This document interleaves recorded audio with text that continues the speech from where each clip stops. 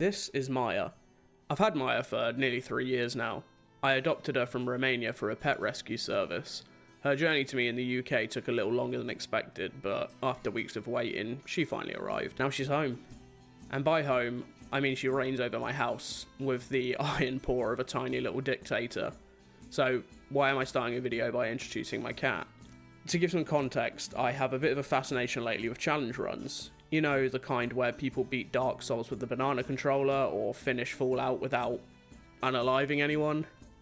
Do I usually do challenge runs myself? Absolutely not. I don't know why I'd willingly restrict myself in a game where I can just play however I want. That said, after watching this kind of content, I've been feeling the itch to try one, so I figured, why not? But rather than doing the classic Skyrim challenge, I thought, why not put my cat in Skyrim and see what happens? It's probably going to start as you think, a Khajiit punch-only run, but I'm adding a few quirks, because if I'm going to do this, I'm going to make it extra dumb. So what are the rules?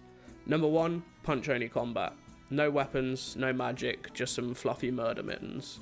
Rule 2, I can only wear armor that NPCs directly put in my inventory, because people love dressing their cats up in dumb costumes, I guess. I mean, I don't, but it makes for a good rule.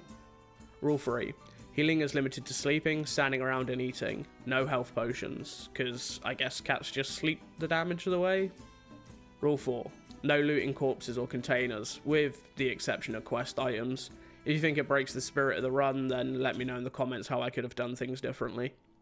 Rule number 5, no trading. The only thing money is good for in this situation is travel. Rule 6, I'm not taking any companions except the required quest ones. Cats don't need friends, and if they could talk, they'd probably just tell you to go away anyway. So, with that said, welcome to my channel. I'm Conk from Conquered, and let's see if this challenge can indeed be conquered. Haha, he said the name of his channel in the video. Yes, I know, it's dumb. Let's just go. Like any good Skyrim journey, this one starts on the back of a cart, on my way to Helgen to get my head chopped off, with Ralof saying the typical, "Hey, you're finally awake." Nothing out of the ordinary from any playthrough. Loki gets decimated by an Imperial arrow. I use a 14-year-old character creator to hastily make a knockoff version of Maya. Ultimately, I get called to the block, and Alduin makes the biggest mistake of his career by saving my furry butt from execution. I end up sprinting through the starting area past all the scripted fights, and enter the keep with Ralof. There wasn't any strategy to this decision, apart from when escaping I'd assume Maya would just take the first exit. Ralof releases me from my binds, and I swiftly put Maya's claws to use. I do this by massacring the Imperial captain who tried to cut my head off earlier. The sprint through the keep is fairly uneventful, aside from putting my wrestling moves on the Imperials. Running into the area with the sleeping bear, I decided to just let him carry on with his nap, as I doubt my cat would win in that kind of fight. However, this line of thinking didn't persist through the run, considering the much larger enemies I would face later on. Reaching the frostbite spiders in the next room, they didn't take more than a few hits to put down.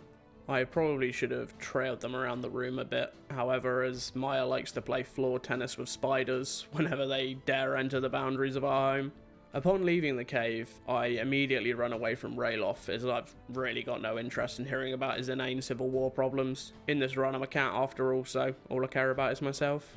Stopping down at the standing stones, my initial thought was to take the thief stone, as later in the run I wouldn't imagine getting much damage in with my claws, so this is what I took. I then wanted to test how I'd do against the bandits before venturing up to Bleak Falls, so I did the patented Ember mine test. Still in my ragged prisoner uniform, I had very little issue in pulverizing the bandits. This definitely gave me a level of overconfidence in which it wouldn't take long for me to be put back in my place. After Embershard, I made my way into Riverwood and beelined straight for Lucan at the store to accept the Golden Claw quest. While I was there, I did what I do on every run and betray Sven for Feindel. I don't know why, it's just habit in all my casual playthroughs, probably because I play as an archer, so I want his friendship. Before leaving Riverwood, I decided to pinch a few bits of salmon from the rack near the new fishing spots added in the Anniversary Edition.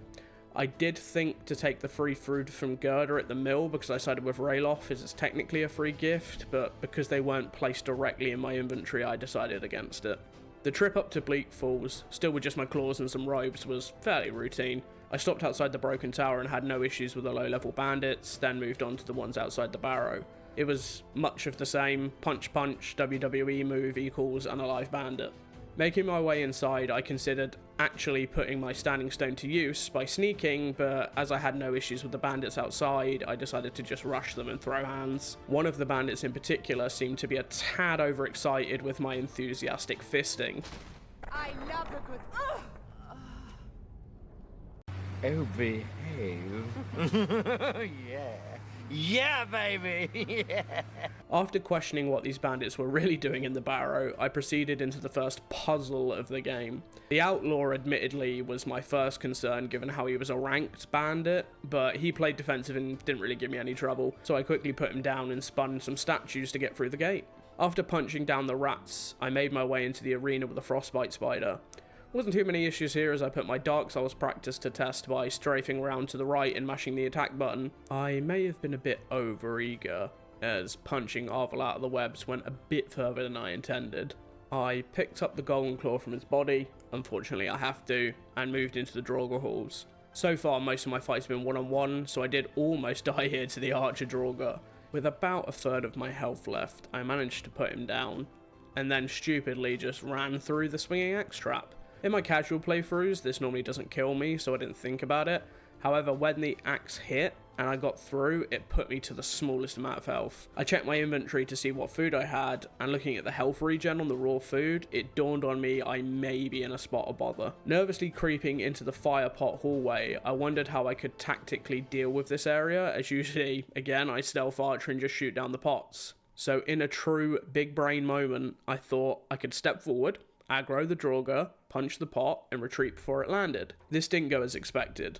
The pot hit the floor quicker than I could backstep, so I ended up burning off all the food I just ate, but instead of calories, it was fur. Moving forward, I made my way past the restless Draugr into the next area of the dungeon. Faced with another axe trap, I decided to do the Sense Fortress dance and try and wait in the gaps of the axes. This is where I tasted my first death, as one of the pendulum blades decided to lodge itself in the back of my skull. After reloading, I decided to try creeping through again, and only got stabbed once this time. All the Draugr in the next rooms were standard ones and fairly easy to two-punch back to sleep. The next challenge really came at the hands of the Draugr Overlord. After collecting my first meow? Shout? I ended up dancing around the top of the chest and his coffin to dodge the shouts. Didn't take me long to put him back into his grave. After perishing a few times in Bleak Falls, I decided to actually go back to the Standing Stones and swap out to the Warrior Stone. Evidently, the way I was playing, I wasn't going to keep sneaking, and seeing as unarmed wasn't leveling me up, I could at least get a couple of levels by tanking hits and upping my levels through armor increases. 180ing from the stones and running back to Riverwood, I dropped off the Golden Claw before sprinting over to Whiterun. Given the deaths in Bleak Falls, I started to think it would be a good time to get a set of armor, so I hopped in the car over to Riften and just beat a granny to death. You can see where this is going. I then hopped on the Skyrim Express over to Windhelm to report this convenient unaliving to a small child doing weird stuff with his mum, involving a dagger and some meat. The end result, I was gifted a fancy plate, stole his mum's meat, and left to carry him on my adventure. After reporting the dragon attacks to Balgruuf, I got very bored listening to him and his council debate the politics about reinforcing Riverwood, so I hopped on the nearest table and decided to yeet everything in sight. Eventually, Balgruuf beckoned me back over and I got my first piece of armor. A steel breastplate.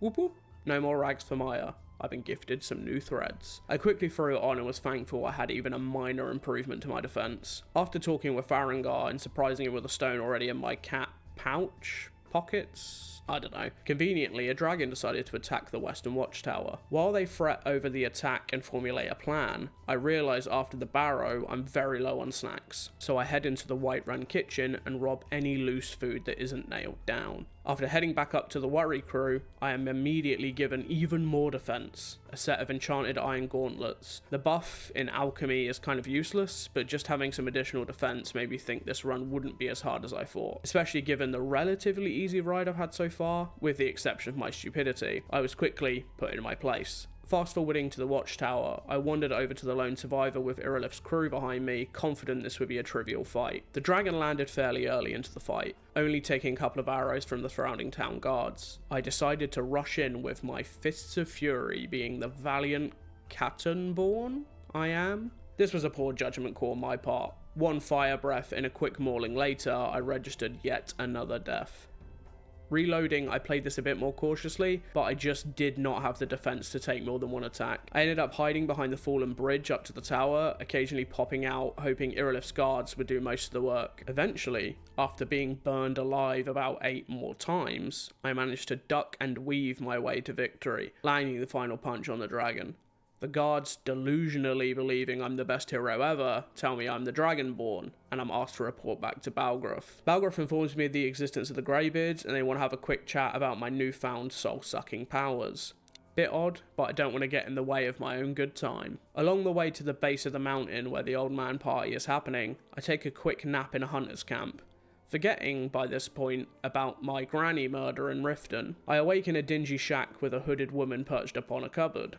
She asked me to pay back my murder with, well, more murder, and knowing this will lead to a fancy new kitty costume, I happily oblige by slapping the heck out of all 3 victims. Astrid seems happy with this, so I leave the hut and immediately make my way to the sanctuary to get my new costume. Finally, a full set of armour. I spoke with Nazir to pick up the initial contracts, just to give them some hope I might actually be down for the cause. No. That said, after abandoning the Dark Brotherhood as soon as I got the 3 threads, I left the sanctuary and headed for the Greybeards. The journey to Ivarstead is relatively hassle-free, seeing as I've not even leveled up once yet. The only enemies I encountered were a few wolves and the usual bandits. What I'm going to do actually is just address the leveling situation here. I barely leveled up at all. By the end of the run I reached level 5 and most of my points went into light armour. Anyway, when entering the town, I remembered one of the contracts I picked up was for a beggar, Narfi, in the village.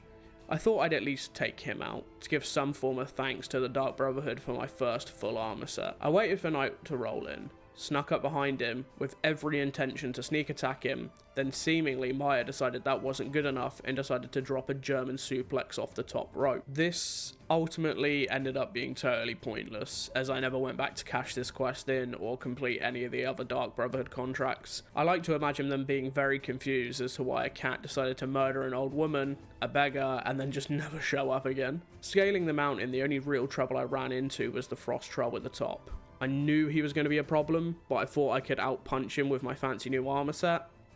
I was wrong. Reloading, I decided to just leap over the nearby rock and make my way up to High Hrothgar. Upon entering, I gave Arngir a taste of my voice, weird request, then proceeded to push him around until he taught me a few new shouts.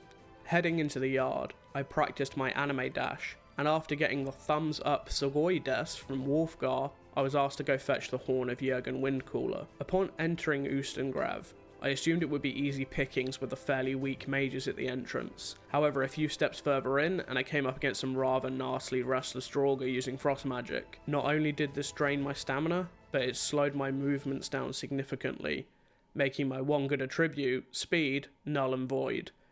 After getting another beat down, I reloaded and decided to let them duke it out a bit before jumping in and just about passing the encounter. The rest of Ustengrav, luckily, was primarily one-on-one encounters. I used my new anime dash to pass the gates and came face to face with not a horn, but a piece of paper telling me I had to head back to Riverwood. After that complete waste of time, I made my way back to Riverwood and came face to face with some of Mirak's cultists.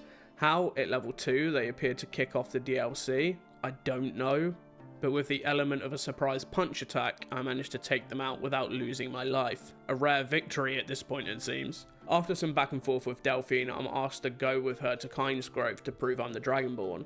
I thought finding the letter would be enough, but evidently I had to slay another dragon to prove my worth. With Windhelm marked on my map from the quest to retrieve the fancy plate, it was a short jaunt over to Kynesgrove, in which Alduin was using necromancy to raise one of his dead dragon homies. After straight up calling me out, I told him Delphine will show you who's boss, as I fully intended for her to do most of the work, given my previous luck at the Western Watchtower. This didn't go quite the way I wanted. While Delphine did some of the initial work, she was doing terribly with her bow.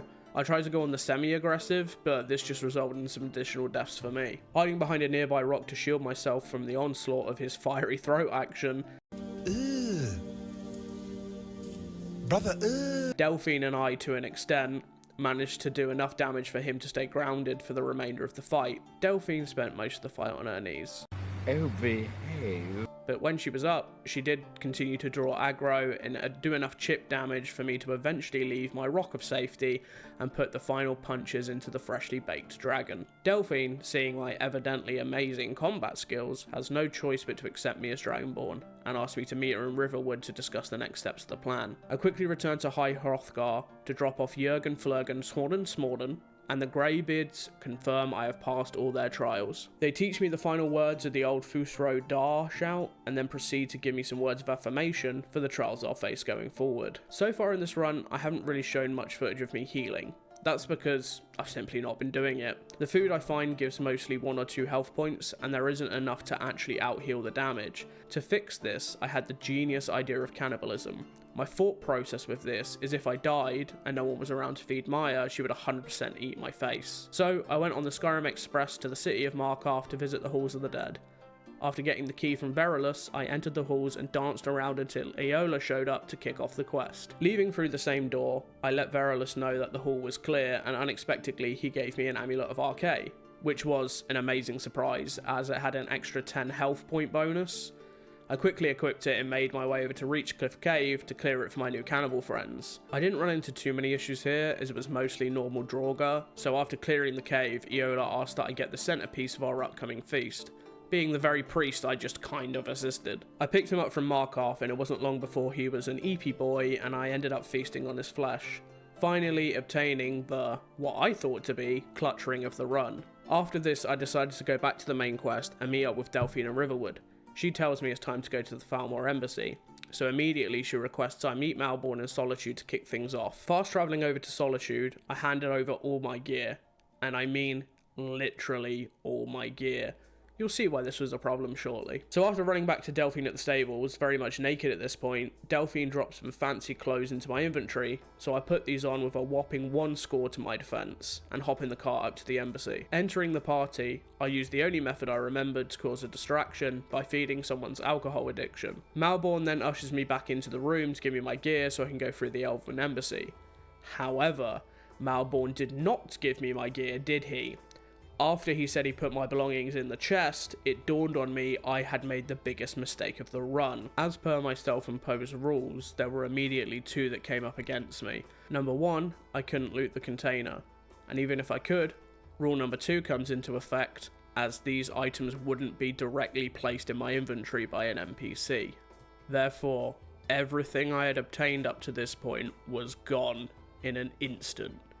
I would now have to get through the embassy with just my party clothes. With desperation at the forefront of my tactics, I tried to simply power run through the embassy, jumping all over the furniture, dodging spells and swinging swords, grabbing all the items I needed and just booking out the exit. However, given it's been a while since I played Skyrim, this tactic just didn't work. Most attempts I would end up in the cells at the end of the manor, forgetting I had to obtain the exit hatch key from one of the Falmer's corpses. However, my shock and not a lot of awe tactics just drew every Falmor in the place to congregate in the final room and wreck my shiz over and over again. Loading back to the kitchens where I made a safety save, I noticed I could rush through the first building and the courtyard into the second building without anyone following me. From the second building, I used the measly stealth points I had to sneak through and get the rest of the documents undetected. Again, unavoidable chest looting. Entering the jail undetected, I managed to ambush the 2 guards and take them out with some of my health intact, and grab the final document I needed. Speaking with Etienne, he reveals the special hole in which we need to leave. This then triggers the guards who have captured Malborn to enter the room, hiding in a corner until they ventured down the stairs. I managed to use Malborn as a bit of a shield, tanking most of the hits until I could finally drop the last Falmer soldier. Malborn unfortunately did not survive this encounter, and we thank him for his bravery. Retrieving the key off of the soldier's corpse, I entered the hatch into the frosty cavern with Etienne in tow. Honestly, I'd forgotten about the troll down here. Etienne valiantly jumped down first, and due to his bravery, I quickly ran away, leaving him to the honourable death he obviously wanted. So, leaving the embassy with nothing that I went in with, I wondered what the heck I was going to do next. I ended up going back to Delphine to hand the quest in before I planned how to fix my armor situation. Delphine, however, handed over the solution into my lap. The Thieves Guild. I had to enter the Ratway to get Esbern anyway, so I might as well get their free cosplay for myself. Heading into Riften and speaking with Brynjolf, I proceeded with the entry requirements of framing someone for theft, praying the one lockpick Brynjolf gave me wouldn't break. After planting the ring in Branshi's pocket, I'm informed I've done as needed, and I'm now tasked with getting through the first part, the Ratway. Fighting through the Ratway was a relative breath of fresh air considering the basic armour all the enemies had. The saddest part of this was taking out Gian the Fist in 2 punches, remembering he had the gloves of the pugilist, which would have made this run 100 times easier, and led to a lot more actual punching. Leaving it behind, I entered the Ragged Flagon to catch up with Brynjolf. I'm given the additional entry quest of collecting coin from some of the locals, which went off without a hitch, and I'm soon back in the Ratway getting my next armour set. Fighting through the Warrens to Esbern, I immediately noticed the difference in defence and managed to take out the Falmor looking for him. Soon enough, we were out of the Warrens and heading back to Riverwood for the next step in the plan, this being Skyhaven Temple, a short walk from Reachcliff Cave, which I marked earlier in my, now redundant, cannibal quest. I jogged over to Calfspire Camp, in which, fortunately for a change, a dragon decided to attack. In the confusion, I managed to slip inside the cave without resistance. Inside, Esbern and Delphine didn't appear, so rather than loading back, I decided to progress alone. The Forsworn aren't exactly stacked defensively, but they do pack a punch. The dual-wielding swordswomen get the better of me once, but after reloading at the entrance, with some careful ducking, dodging, and isolating the fights to one-on-ones, I managed to get by. Taking a quick nap in one of the bedrolls to restore my health, Esbern and Delphine appear. We complete the very hard puzzle not puzzle, and make it to the entrance of Skyhaven. Feeding the floor a fresh kitty bloodshake, I managed to gain access to the temple. After waiting a decade for Esbern to drag himself up the stairs, he informs me that a shout was used to defeat Alduin back in ye olden times. So I'm tasked with extracting this key information from my old affirmation buddies, the Greybeards. Returning to High Hrothgar, Arngir has a late life crisis with my decision to learn the dark arts of shouting and refuses to tell me. Einarth then butts in and reminds Arngir he is loved and valuable, so he reassesses his whole worldview and tells me to have a quick chat with Parthenax at the top of the mountain and provides me with a final shout to clear the path. The journey up here is uneventful, and soon I'm at the summit with the first dragon who doesn't immediately want to taste my furry sashimi. He has decided the best way of introduction is to test my lyrical spherical bibirical genius by letting me spit hot fire at him. Literally. Because I spit hot fire. After this, I'm informed the best way to learn the shout is by reading the name of the game, an Elder Scroll, at a tear in time here at the peak of the mountain. So after checking back in with Esbern to give him this exciting development, now I'm off to my least favourite part of the run, Blackreach. To kick all this off, it's a lot of fast travelling and dialogue. To save you the bore, I had to get to the College of Winterhold, read a book, find an old man in an ice cave, get some fancy cubes, and then head to Alfdand. I assumed at least the first part of this would be trivial. However, I was quickly put in my place by Jadar with his axe. Seeing as he was just wearing clothes, I thought I would at least put a good shift in when trying to punch him down. Evidently, this wasn't the case. So I did what any scaredy cat would do and just ran. This trend continued past the dwarven spiders and the Falmer, as if I can't punch down a cat in cloth, I ain't messing with a bunch of tortured feral snow elves. This running tactic was going well up until the end of the dungeon, when I had to snake past one of the larger constructs. Normally, I play the typical stealth archer, so when I died to a steam breath attack, I was wildly surprised. Legitimately never seen that before. Second time around, I ran straight past, Kobe'd the cube into the stair slot, and jumped past the lady with a bishy bashy shield. Entering Blackreach proper, and welp. Deja vu, I just been in this place before. Higher on the street, and I know it's my time to go. I ran. After entering the Tower of Mzark, whatever, I took way longer than I should have figuring out the puzzle, but eventually the Elder Scroll was in my hands. Heading back to the throat of the world, giggity, I whack out the Elder Scroll and witness the great warriors of yesteryear valiantly battle Alduin. No. Wait. And then use the Elder Scroll to yeet Alduin forward in time to make it my problem. After the intoxicating Elder Scroll trip, Alduin turns up to square up to Parthenax and I. Entering into the fight, I show Alduin the powers I learned from ancient TV and shouted him down to the ground. I assumed Parthenax would put in the work with my grounding Alduin and then my Dragon Power laying down the heavy fire. However, with about a third of Alduin's health down, Parthenax needed a little rest and wouldn't move. Hiding behind the shout wall, I dodged Alduin's rock storm and wondered how the heck I was going to finish this fight. I began by simply weaving in and out from behind the wall and attacking his tail with my mighty claws. keeping him grounded by constantly dragon rending him. This actually hindered me. Alduin being constantly ground meant he just looped his fire breath attack over and over, so I let him fly away and then grounded him again. Turns out there's a good enough time gap after he lands to get a few decent swings in before he decides to attack himself. So with this tactic in mind, I grounded him, slapped him, let him fly off, rinse and repeat. Surprisingly, this worked out, and after about 20 minutes of this back and forth, Alduin was defeated. Kinda. Parthenax then tells me Alduin's retreated to go eat souls in heaven or something, and that I need to trap a dragon to get there. So off I go to Whiterun to convince the Jarl to let me catch a dragon in his keep.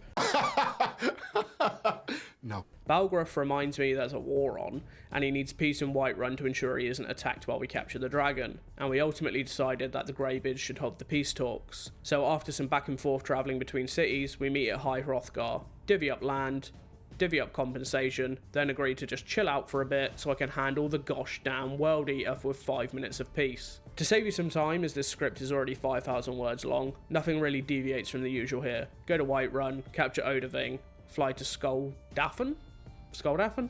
The only bit of trouble I ran into here was halfway through the ascension to the Sovngarde portal. There's a room where you need to twist the statues to open the grate, and I had about 8 Draugr chasing after me. I died a few times here, but ended up using Fusro Dar to keep them grounded while I twisted the statues to release me from the dusty dungeon. Running out to the summit, for some reason I decided to try fisticuffs with the Dragon Priest. The shouting at him, he lost a big chunk of his health, so I decided to try finishing him off. This was an instant mistake, as he summoned an Atronach that swiftly kicked my ass. Reloading, and I ran straight to the Dragon Priest. Fusro darred him to stop him from closing the portal, and jumped for my life to get into heaven. At this stage, I had firmly in my brain that there was just one more fight to go. However, I forgot about what ended up being the hardest fight of the run, the Bridge Guard. I tried an honest fight at first, but with 3 swings of his battle axe, I was firmly in the dirt. I tried to shout him off the bridge, but only seemed to make him stagger. I was pretty stuck at this point. I couldn't cheese him with the force push or do any sneaky tactics to punch him in retreat, as I didn't have the heals to outlast him. So I ended up running around a rock, using the 1 level of a fire breath shout I had to slowly whittle his health down over the course of about 5 minutes. Somehow, after getting him to half health, he finds me worthy and lets me cross the bridge. After going most of the second half of this run without any heals, I was overly excited at all the food strewn across the tables. This wasn't just raw ingredients, but actual meals that gave me decent heals. So after a few minutes raiding every plate in Sovngarde, ignoring the heroes hyping me up for battle, we left the Longhouse to finally put an end to Alduin. Back across the bridge, me and the crew shout at some clouds to make Alduin come out of hiding. With an abundance of food in my pockets, there was no way I was ducking and weaving through this fight. I went in, fists flying. Of course, with the NPCs doing way more damage than me, they commanded most of Alduin's aggro, but I assure you, his tail got a good bruising. However, after a minute or so of mashing the right trigger, Alduin was done, ending the run, so yeah, I guess I kinda did beat Skyrim as my cat. So, what did I think? Well, ultimately, I started out well. I had a solid plan in terms of gathering equipment and what gear I wanted to carry me through. However, seeing as I hadn't played the Skyrim story in years, I totally forgot about losing all my gear at the Falmor Embassy. This kinda derailed the run, and led to the second half essentially being a pacifist no-heal run. I wish I'd recorded face cam so you could see my reaction after not being handed back my gear, especially as just before this quest I'd got the cannibal ring to solve my healing problem. All in all though, it was a fun first challenge run, and I'm looking forward to doing more in the future. I appreciate whoever picked up this video and stayed to the end. As a first attempt at this type of content, I wanted to start off with something relatively well known, but with my own little twist. So with that said, let me know if you liked the video by subscribing, as I'll have more challenge runs coming soon. But as for this video, beating Skyrim as my cat has been conquered. I've been Conk, and I'll catch you all in the next one.